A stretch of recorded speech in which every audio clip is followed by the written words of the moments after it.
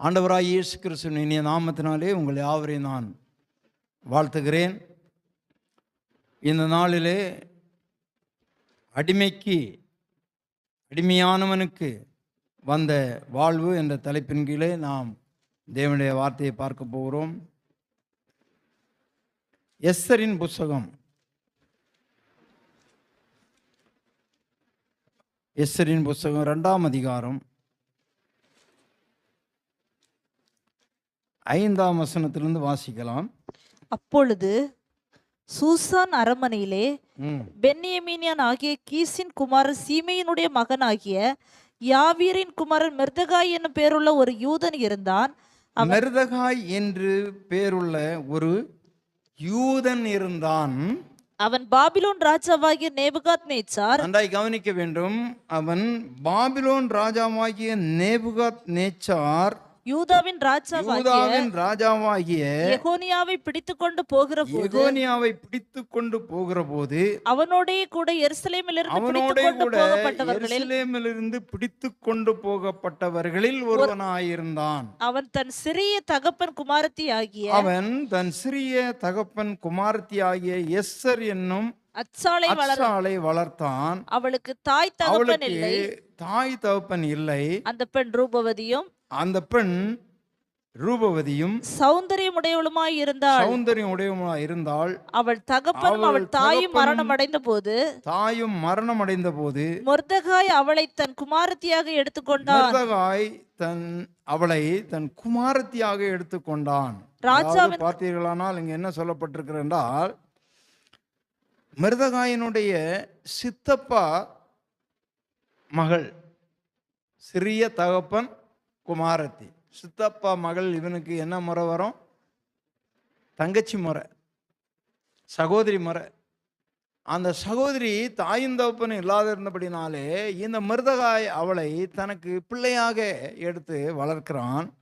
இப்பொழுது இந்த மொர்தெகாய் ஒரு யூதன். அவன் நேபுகாத்நேச்சார் படையெடுத்து யூதாவுக்கு வரும்பொழுது எருசலேமுக்கு வருகிறான். நாட்களில் பார்த்தீங்கன்னா இஸ்ரேல் தேசம் 2ஆக இருந்தது.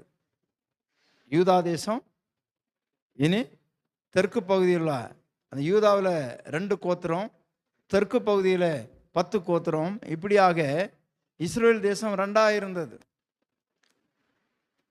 புரியுதா? இஸ்ரேல் தேசம் என்று யூதா தேசம். யூதா தேசத்திலே வந்து யுத்தம் பண்ணி அதிலிருந்து சிலரை பிடித்து கொண்டு போய்விட்டான். ஆமாம், நிறைய பேர் சிறையாக பிடிக்கப்பட்டு போனாங்க.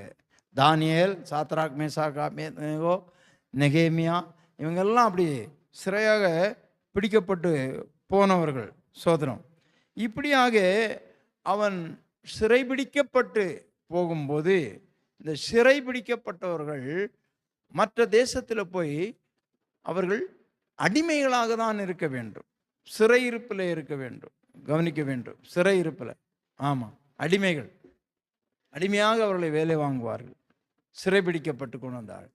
இப்பொழுது அவர்கள், நமக்கு தெரியும், தானியேலின் புஸ்தகத்தில் 1ஆம் அதிகாரத்தில் பார்த்தீர்களானால், ராஜகுமாரர்களிலே அழகானவர்கள், திறமையானவர்கள், நல்ல நிபுணர்கள், இவர்களை ராஜா தன்னோடு கூட வைத்து கொண்டான் என்று. அதில் தான் சாத்ராக், மேசாக், ஆபேத்நேகோ, தானியேல் இவர்கள் எல்லாரும் அங்கே போவாங்க. சோதரம். அதே போல் அவர்கள் பார்ப்பார்கள், அடிமையாக கொண்டு வந்துவிட்டு அதில் சிலரை என்ன பண்ணுவாங்க, அரண்மனையில் கூடையை வச்சு கொடுவாங்க ராஜா. அப்படியாக இங்கே நாம் பார்க்கும்போது அகாஸ்வேர் ராஜா இங்கே அரசாண்டு கொண்டிருக்கிறார். நமக்கு தெரியும், இந்திய தேசம் முதல் ஆப்பிரிக்கா கண்டம் வரையிலும், அதான் முதல் வசனம் என்ன சொல்லுது, இந்து தேசம் முதல் எத்தியோப்பியா தேசம் வரையிலும் உள்ள 127 நாடுகளை அகாஸ்வேர் ராஜா அங்கே ஆண்டு கொண்டிருக்கிறான். இந்த அகாஸ்வேர் ராஜா நாட்களிலே இந்த நேபுகாத்நேச்சாருக்கு பிறகு வந்தவர்கள் இவர்கள் எல்லாரும். அந்த நேபுகாத்நேச்சார் பிடித்து கொண்டு வந்ததான இந்த மொர்தெகாயை அடிமையாக சூசான் அரண்மனையில் வச்சிருக்கிறாங்க. அப்போ இவன் யாரு? ஒரு அடிமையாக இருக்கிறான். சிறை கைதி, சிறை பிடித்து கொண்டு வந்திருக்கிறாங்க, அடிமை. இவனுக்கு என்ன வேலை? வாட்ச்மேன் வேலை. வாட்ச்மேன் வேலை பார்க்குறப்போ இவன் ஒரு அடிமை. தன்னுடைய சித்தப்பா மகளை பாதுகாக்க வேண்டிய ஒரு பொறுப்பில் இருக்கிறான். அந்த பெண் ஒரு அழகான பெண். அதை விட்டுட்டு எங்கேயும் போக முடியாது. அதுக்கு ஒரு பாதுகாப்பை கொடுக்கணும். இவனுக்கு அது ஒரு பெரிய பார சுமை. இந்த சூழ்நிலை இவன் ஒரு வாட்ச்மேனாக அரண்மனையில் இருக்கிறான். இந்த அரண்மனையில் ராஜாவுக்கு பாதுகாப்பு கொடுக்க வேண்டிய 2 பேர் ராஜா பேர்லே திட்டம் தீட்டி அவனை கொல்ல வேண்டும் என்று திட்டம் தீட்டி ராஜாவை கொல்லும்படியாக ஆலோசனை பண்ணுகிறார். இதை மர்தகாய் கேள்விப்பட்டான்.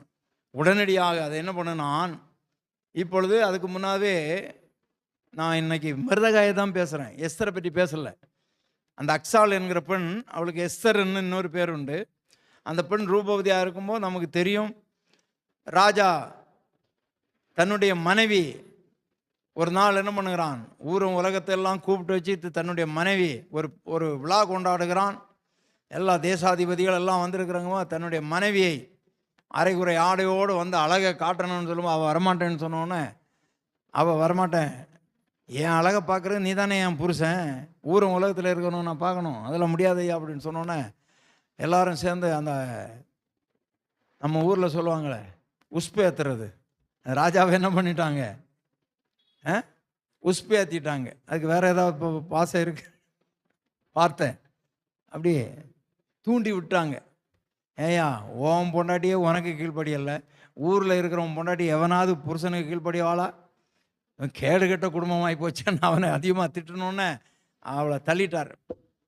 உடனே ஆளுங்களை இவனுங்கெல்லாம் சதிகார பசங்க கூட இருக்கிறவனுங்க அவளை தள்ளிட்டு வேற ஒரு பொண்ணை தேடணும், ராஜாவுக்கு அழகான பொண்ணை தேடுங்கடான்னு தேடும்போது கொஞ்சம் பொண்ணெல்லாம் கண்டுபிடிச்சி இவர் மிருதகாய் பார்த்தாரு, நம்ம வீட்டில் ஒன்று இருக்குது, நானே எவ்வளோ நாள் இதை வந்து கட்டி காத்துட்டு இருக்கிறது, இவளையும் கொண்டு போய் அங்கே கொண்டு விட்டாச்சு. இவ செலக்ட் ஆகிட்டா, புரியுதா உங்களுக்கு, செலக்ட் ஆகி இப்போ ராஜாவுக்கு மனைவியாக மாறிட்டான். இப்போது ராஜாவை கொல்ல 2 பேர் என்ன பண்ணுறாங்க, வகை தேடுறாங்க. ஆமாம், அவங்க பேர் பாரு, பித்தானும் தெரேசும். ஆமாம், 21ஆம் வசனம் 2ஆம் அதிகாரத்தில்.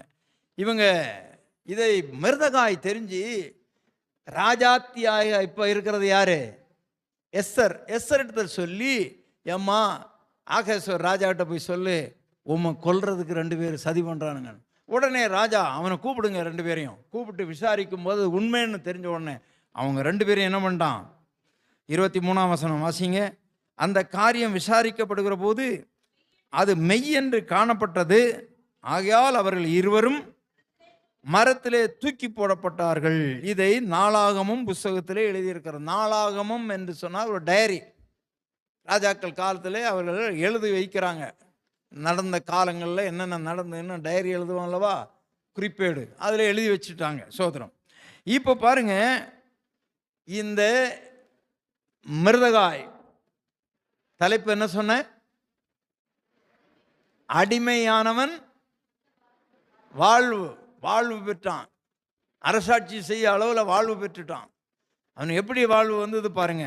இவன் ராஜாவை கொல்ல 2 பேர் என்ன பண்ணுறாங்க, 2 பேரையும் தூக்கில் போட்டாச்சு. இதெல்லாம் எதை குறிப்பேடில் எழுதி வைத்திருக்கிறது. இந்த காரியங்கள் நடந்த பிறகு பாருங்க, 3ஆம் அதிகாரம் 1ஆம் வசனம். இந்த நடவடிக்கைகளுக்கு பின்பு ராஜாவாகிய அகாஸ்வேரு அம்மதாத்தாவின் குமாரனாகிய ஆமான் என்னும் ஆகாகியனை மேன்மைப்படுத்தி, அங்கே இன்னொருவன் இருக்கிறான், அவனுடைய பேர் ஆமான். அவன் ஆமான் யார் என்றால் ராஜாவுக்கு அடுத்தபடியாக இருக்கிற ஒரு முக்கியமான மந்திரின்னு நினச்சிக்கிடுங்களேன். ஆமாம், ராஜாவுக்கு ஆலோசனை சொல்கிறவன், ராஜா கூடவே இருக்கிறவன், ராஜாவுக்கு என்னென்ன பண்ணணும் அதெல்லாம் அவன் ஆலோசனை சொல்கிறவன். ஆமாம், இந்த ஆமானை இந்த ராஜா தன்னில் இருக்கிற சகல பிரபுக்களுக்கும் மேலாக அவனுடைய ஆசனத்தை உயர்த்தி, என்றால் அவனுடைய சேர், ஆமாம், நல்ல உயர் பதவியில் வச்சு அவனை மேன்மைப்படுத்தினானாம். அந்த ஆமான் போகும்போதும் வரும்போதும் வாசலில் நிற்கிறவங்க எல்லாம் என்ன பண்ணணும், எழுந்து சல்யூட் அடிக்கணும். ஆனால் அது பொதுவாக உயர் அதிகாரிகள் வரும்பொழுது எல்லாரும் விஷ் பண்ணுறது வழக்கம்தான். ஆனால் இங்கே ஒரு வித்தியாசமாக இருக்கிறது என்ன என்றால், 2ஆம் வசனம் சொல்லுகிறது, ஆகையால் ராஜாவின் அரண்மனை வாசலில் இருக்கிற ராஜாவின் ஊழியக்காரர் எல்லாரும் ஆமானை வணங்கி நமஸ்கரித்து வந்தார்களாம். ஒரு பதவியில் அவனை உயர வச்ச உடனே கீழே இருக்கிறவங்க எல்லாம் அவனை என்ன பண்ணணுமா, வணங்கணுமா, வணங்கி அவனை நமஸ்கரிக்கணுமா. இந்த வணக்கமும் நமஸ்காரமும் யாருக்கு உரியது என்றால் கடவுளுக்குரியது. மனிதனை மதிக்க வேண்டும், மனிதனுக்கு விஷ் பண்ண வேண்டும். ஒரு ஆஃபீஸில் போனீங்கன்னா மேலதிகாரி இருந்தால் குட் மார்னிங் சார் அப்படின்னு சொல்லுவாங்க, அவர்களை விஷ் பண்ணுவாங்க. நல்ல போலீஸ் ஆஃபீஸர்ஸ்லாம் மிலிட்ரியிலலாம் பார்த்தீங்கன்னா நல்ல சல்யூட் அடிப்பாங்க யாராக இருந்தாலும். ஆனால் இவன் என்ன பண்ணுறாங்க, ஆளுங்க வணங்கி நமஸ்கரிக்கிறாங்க. ஆமாம், அங்கே ஆமானை எல்லாரும் வணங்கி நமஸ்கரிக்கணும். இப்போ நம்ம ஆள் யாரு, யூதன். யூதர்கள் ஒரு மனிதனை வணங்கவோ நமஸ்கரிக்கவோ மாட்டாங்க. இந்த மனித வணக்கம் நமஸ்காரம் பண்ணுறது மனிதனை தெய்வமாக நினைத்து வழிபட்ட காலங்கள் அந்த காலங்களில் இருந்தது. ஏன்னா நம்ம தானியேலின் புஸ்தகத்தை பார்த்தீங்கன்னா தரிவு ராஜா காலத்தில் ஒரு கட்டளை பிறந்தது, ராஜாவை தவிர யாருமே 30 நாள் அளவும் வணங்கவும் கூடாது, யாதொரு விண்ணப்பம் பண்ணவும் கூடாது. அப்போ தான் தானியேல் மாட்டினார். தானியேல் என்ன பண்ணார், ராஜாவை வணங்கவும் இல்லை, ராஜாவை நமஸ்கரிக்கவும் இல்லை. அப்படி பண்ணாதவங்களை சிங்கக்கப்பியில் போடணுன்னு தான் தானியேலையே தூக்கி போட்டாங்க. புரிகிறது அவங்க. அப்போ மனித வணக்கம் அங்கே இருந்தது. ஆனால் ஒரு யூதன் இந்த மனித வணக்கத்தை வணங்க மாட்டான். மனிதன் நமஸ்கரிக்கிற காரியத்தை யூதன் செய்யவே மாட்டான். அதனாலே மிருதகாய் என்ன பண்ணிட்டார், அவனுக்கு கொடுக்க வேண்டிய ஒரு மரியாதை கொடுத்துருப்பாரே தவிர அவனை வணங்கவும் இல்லை, நமஸ்கரிக்கவும் இல்லை. இது பயங்கரமான ஒரு பிரச்சனை. 5ஆம் வசனம் வாசிங்க. ஆமான் மிருதகாய் தன்னை வணங்கி நமஸ்கரியாதை கண்டபோது மூர்க்க நிறைந்தவனாய். நன்றாய் கவனிக்கணும். அப்போது மிருதகாயை தான் நம்ம பார்த்துட்டு இருக்கிறோம். எப்படி ஒரு அடிமை ஒரு உயர் பதவியில் வந்தான் என்பது நாம் பார்க்கிறோம். இப்போ இவனிடத்தில் காணப்பட்ட ஒரு காரியம் என்ன என்றால், மனித வணக்கத்தை இவன் ஏற்காதவன். கடவுளை தான் நாம் ஆராதிக்க வேண்டும், தெய்வத்துக்கு தான் ஆராதனை செலுத்த வேண்டும். தெய்வத்தை தவிர மனிதனை தெய்வமாக்க இவன் ஒருபோதும் சம்மதிக்காதவன். நன்றாய் கவனிக்க வேண்டும். இன்றைக்கு நிறைய பேர் என்ன பண்ணுவாங்க தெரியுமா, ஒரு 10,000 ரூபா கடன் கேட்க ஒருத்தன் போனால், ஐயா உங்களை நான் தெய்வமாக நம்பி இருக்கிறேன்னு சொல்லுவாங்க. கேள்விப்பட்டிருக்கிறீங்களா? நிறைய பேர் சொல்லுவாங்க, ஐயா உங்களை தான் ஐயா தெய்வமாக நம்பி இருக்கிறேன். ஆமாம், அப்படி நம்பாதுங்க. மனுஷனாக நினையுங்க. ஆமாம், மனுஷனாக நினையுங்க. தெய்வமாக ஒரு காலம் மனுஷன் தெய்வம் ஆகவே ஆகாது. இன்றைக்கு இருந்த நாளைக்கு சாவ போகிற மனுஷன் அவன் புல்லுக்கு ஒப்பானவன்னு வேதம் சொல்லுது. அவனை போய் ஐயா நீங்கள் தான் ஐயா தெய்வம் மாதிரி, இதெல்லாம் வேண்டாம்.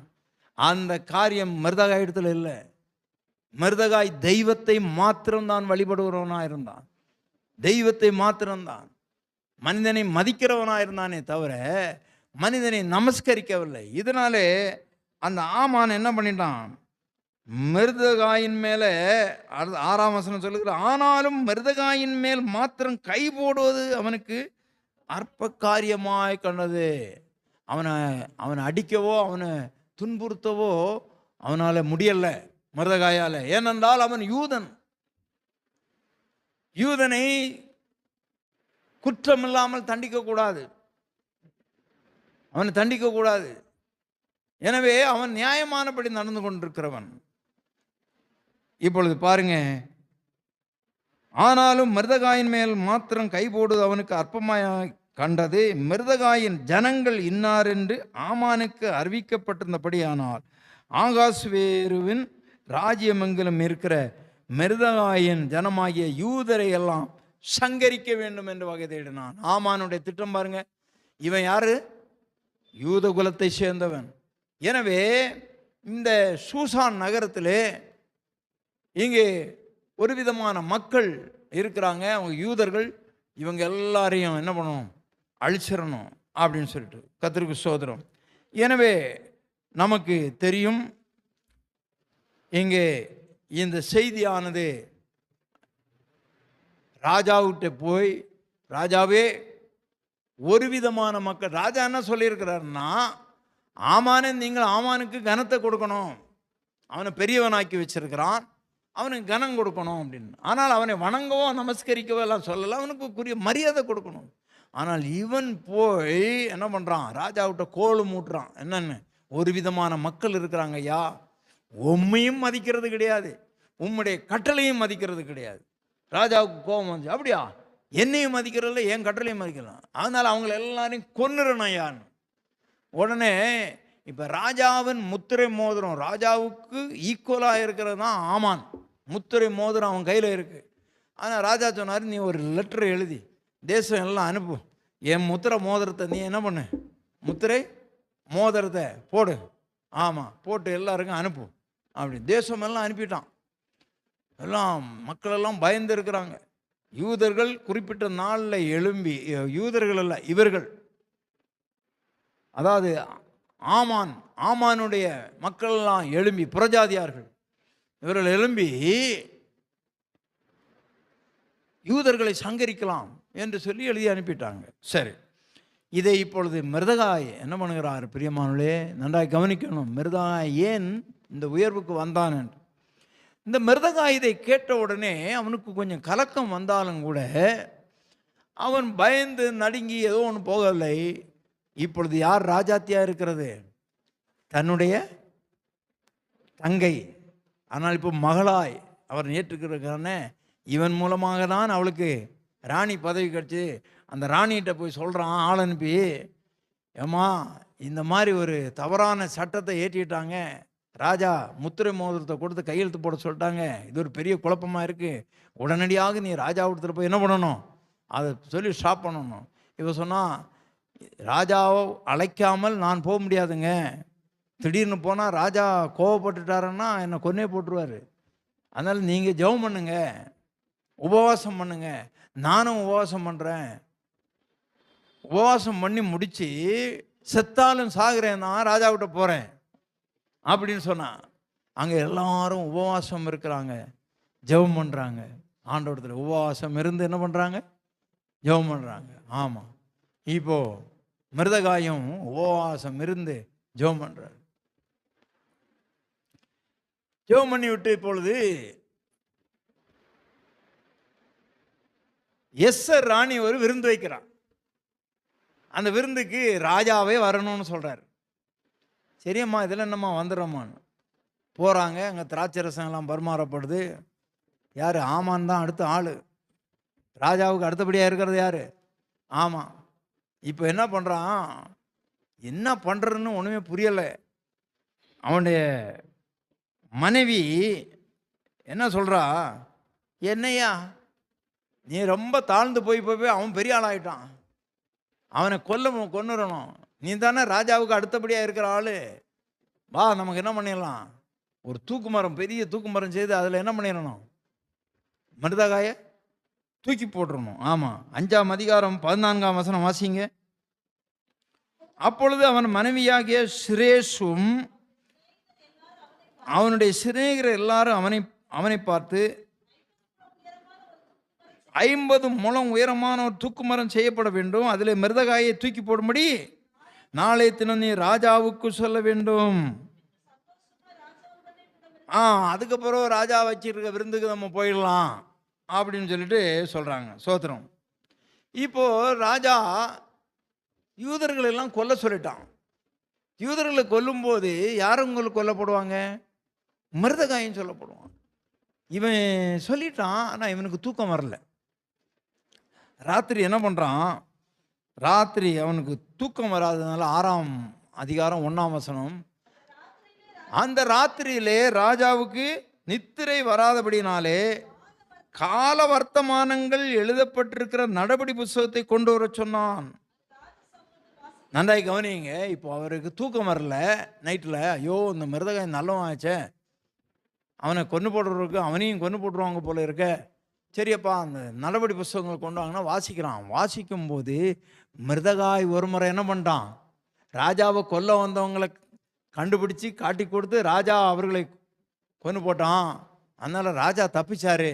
அப்போது மிருதகாய்க்கு ஏதாவது செய்யப்பட்டிருக்கா, அவனை கனம் பண்ணியிருக்கிறோமா, அவனுக்கு அதுக்குரிய காரியங்களை செய்திருக்கோமா? ஏதாவது ஒரு தீர செயல் செய்தவங்களுக்கெல்லாம் ஜனாதிபதி விருது கொடுப்பாங்க, முதலமைச்சர் விருது கொடுப்பாங்க. குடியரசு தின டைமு ஆகஸ்ட் 15க்கு அதெல்லாம் வெகுமதியெல்லாம் கொடுத்து அவங்கள கௌரவிப்பாங்கல்ல. அப்போ இவனையும் கௌரவிக்கணும்னு ராஜா மனதில் பண்ணிட்டார். இப்போது 2ஆம் நாள் விருந்து, அடுத்த நாள் விருந்து மும்முரமாக கொண்டாடிப்பட்டிருக்கு. இப்போது ராஜாத்தி ராஜாவிட்ட போகிறா. ராஜாவே வாழ்க, என்னம்மா சொல்லம்மா, நாட்டில் பாதி வேணும்னா உன் பேரில் எழுதிடுற, நீ ரொம்ப அழகுள்ளவ, எனக்கு மனைவியாக வந்துட்ட, என்னம்மா வேணும்?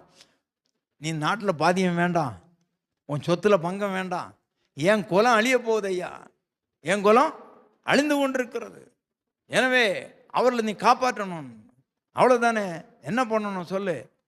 நீங்கள் எழுதி அனுப்பிட்டீங்களே அந்த லெட்ரு, அதை செல்லாமல் போக யாராலும் பண்ண முடியாது, எங்களை காப்பாற்றுங்க ஐயா அப்படின்னு கேட்கும்போது அவர் என்ன சொல்கிறார், அப்படியா சரி. இப்போ ஆமான்னு கூப்பிடுறாரு. ஆமாம், நான் ஒரு மனுஷனை கனம் பண்ண போகிறேன்ப்பா.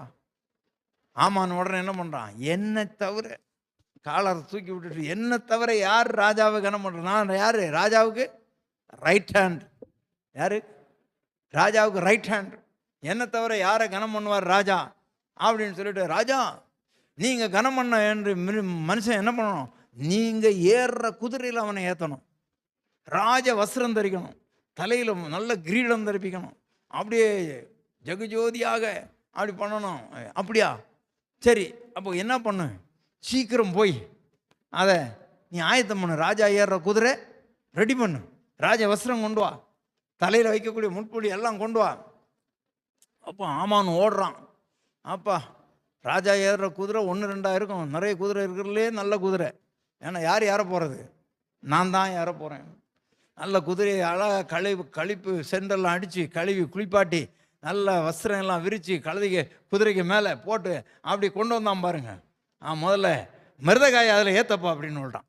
இவனுக்கு இடி இழுந்தா மாதிரி போச்சு. என்னையா மிருதகாயை ஏற்ற சொல்கிறாரு, என்ன ஏற்றுவாருன்னு பார்த்தா, ஆமாம் இதுக்குள்ளால மனைவி என்ன பண்ணியிருக்கிறாங்க, யாருக்கு மனைவி, ஆமானுங்க மனைவி தம் வீட்டண்ட மிருதகாயை தூக்கி போட 50 முழம் உயரத்தில் என்ன பண்ணியிருக்கிறாங்க, தூக்கு மரம் செய்து வச்சிருக்கிறாங்க.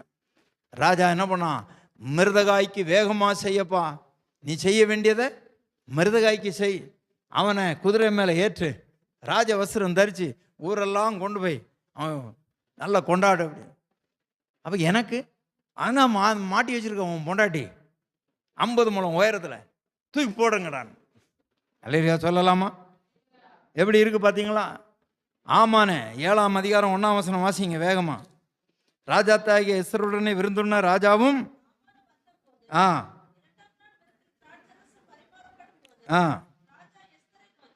எஸ்தரை நோக்கி, நான் தான் உங்களுக்கு சொல்லிட்டேன் என்ன வேணும் அப்படின்னு கேட்டார், எல்லாம் பண்ணியாச்சு. இப்போ 9ஆம் வசனம் வாசிங்க. அப்பொழுது ராஜ சமூகத்தில் இருக்கிற பிரதானிகளில் ஒருவன், இதோ ராஜாவின் நன்மைக்காக பேசின மிருதகாய்க்கு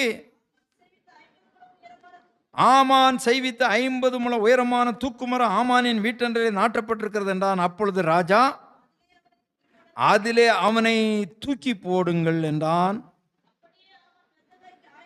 மிருதகாய்க்கு ஆமான் ஆயத்தம் பண்ணி வைத்திருந்த தூக்கு மரத்திலே ஆமானையே தூக்கி போட்டாங்க. அல்லையா சொல்லலாமா? 9ஆம் அதிகாரம் 14ஆம் வசனம் வாசிங்க.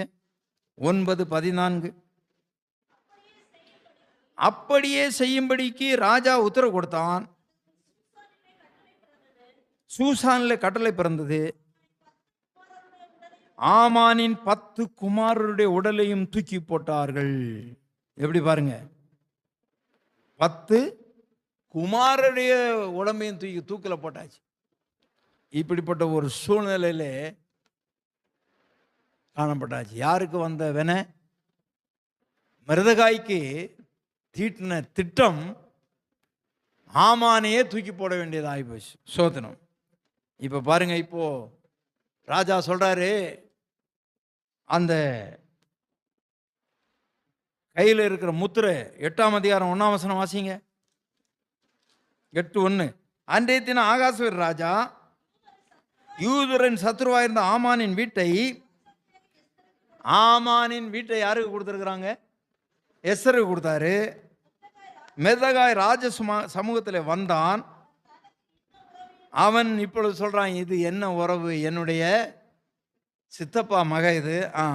ராஜா நல்லா கவனிங்க. இப்போ ராஜா ஆமானின் கையில் இருந்து வாங்கி போட்ட தம்முடைய முத்திரை மோதத்தை இப்போ தூக்கில் போடுறதுக்கு முன்னால என்ன பண்ணியாச்சு? முத்திரை மோதத்தை என்கிட்ட கொடுறா. உனக்கு முத்திரை மோதத்தை கொடுத்தா நீ தேவையில்லாமல் எல்லாரையும் என்ன பண்ணிட்ட? சாவடிக்க பார்த்துட்ட. ஆமாம், அந்த அதிகாரத்தை பிடுங்கிட்டார். அதிகாரத்தை பிடுங்கி இப்போ யார்கிட்ட கொடுத்துருக்கிறாரு? ஆமான்கிட்ட கொடுத்துட்டு. ஆமான்கிட்ட முத்திரை மோதத்தை பிடுங்கி யார்கிட்ட கொடுத்துட்டார்? மெர்தகாய்ட்ட. இப்போ மெர்தகாய் ராஜாவுடைய முத்திரை மோதத்தை போட்டுருக்கிறார். இவர் இப்போ என்ன சீல் வச்சாலும் அதுதான். அதனால உங்களுக்கு இந்த வருஷம் என்ன வாக்கு தத்துவம் பார்த்தீங்களா? மறந்துட்டீங்களே. உங்களை நான் முத்திரை மோதிரமா வைப்பேன். இதுதான் இந்த வருஷம் உங்களுக்கு கொடுத்த வாக்கு தத்துவம். ஆண்டவர் உங்களை முத்திரை மோதிரமா வச்சிருக்கிறாரா இல்லையா? எங்க வைக்கிறாரு அப்படின்னு சொல்லாதுங்க. வச்சிருக்கிறாரு ஐயா, உங்களை வச்சிருக்கிறாரு. அல்லேலூயா சொல்லலாமா? சோத்திரம். இப்போ பாருங்க, திரும்ப இவர் அந்த முத்திரை மோதத்தினால நீ லெட்டர் எழுதி யூதர்களெல்லாம் எழும்பி அந்த குறிப்பிட்ட நாளில் இந்த மக்களை எல்லாரையும் கொண்டு போட்டுருங்க. யூதர்களுக்கு விரோதமாய் மெர்தகாய் திட்டம் தீட்டி அவங்க ஆள் கூட்டினாரு ஆமான், அவங்களெல்லாம் கொண்டு போட்டுருங்க. அப்படியாக இப்பொழுது அந்த நகரம் இப்பொழுது என்ன ஆயிடுச்சாம்? சந்தோஷப்பட்டு களி கூர்ந்துதான். 16ஆம் வசனம் வாசிங்க. 8:16. இப்போ விதமாக யூதருக்கு வெளிச்சமும் மகிழ்ச்சியும் களிப்பும் கனமும் உண்டாயிற்று. அல்லேலூயா சொல்லலாமா? இப்போ பாருங்க 4ஆம் வசனம் வாசிங்க. 9:4. மெர்தகாய் ராஜாவின் அரண்மனையில் பெரியவனாயிருந்தான். அவனுடைய கீர்த்தி எல்லா நாடுகளிலும் பிரசித்தமாயிற்று. இந்த மெர்தகாய் என்பவன் மென்மேலும் பெரியவனானான். கடைசியாக சொல்லுகிறது 10ஆம் அதிகாரம் 3ஆம் வசனம் என்ன வாசிங்க. யூதனாகிய மெர்தகாய் ராஜாவாகிய ஆகாஸ்வேருவுக்கு 2ஆவதவனும் யூதர்களுக்கு பெரியவனும் தன் திரளான சகோதரருக்கு பிரியமானவனுமாயிருந்ததும் அன்றி தன் ஜனங்களுடைய நன்மையை நாடி தன் குலத்தாருக்கெல்லாம் சமாதானம் உண்டாக பேசுகிறவனாயிருந்தான். அல்லேலூயா சொல்லலாமா? ஒரு அடிமையினுடைய வாழ்வு எப்படி மாறிச்சு? ராஜாவுக்கு அடுத்த ஸ்தானத்தில் வந்துட்டான், பெரியவனாய் வந்துட்டான். இவன் என்ன சொல்றானா இதுதான் நடக்கும். பிரியமானுளே, உங்களுடைய வாழ்க்கையும் கூட ஒருவேளை ஒரு அடிமையின் வாழ்வாக இருக்கலாம், ஒரு அடிமைத்தனத்துக்குள்ளா இருக்கிற போல இருக்கலாம்.